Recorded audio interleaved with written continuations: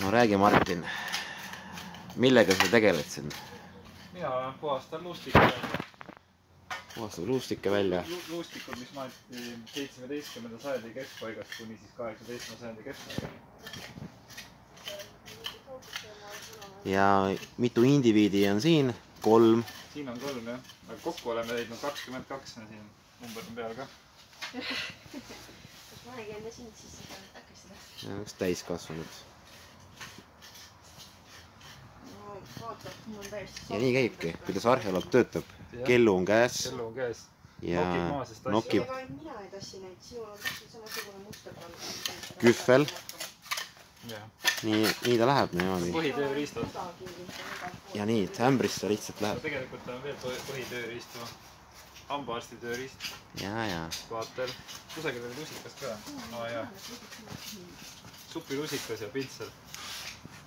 Põhitööriistud. Põhimõtteliselt nagu kirurg, aga lihtsalt töötab mullaga.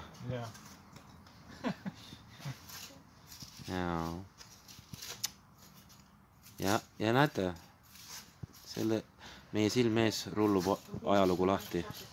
Täpselt nii. Ostelaab töös. Ja näed, midagi vist ei olnud midagi. No siin on seda millegipärast seda rohelist korrosiooni siin hästi palju, et aga milles see on seda, ei tea, kusagil on münt. Roheline värv on nagu korrosioon, ühesõnaga metall. Vasekorrosioon. Vasekorrosioon. Ja siin on näha veel münt. Siis teine münt on siin, peal.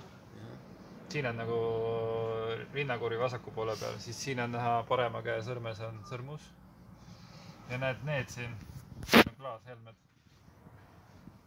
Klaashelmed. Need pandi kaasa siis surnule. Kaela ümber on jah G. Kas tal on ka kaasa see pandi, võib-olla tal oli see G kogu aeg kaelas, lihtsalt jäeti kaela. Ja. Et me ju ei tea tegelikult.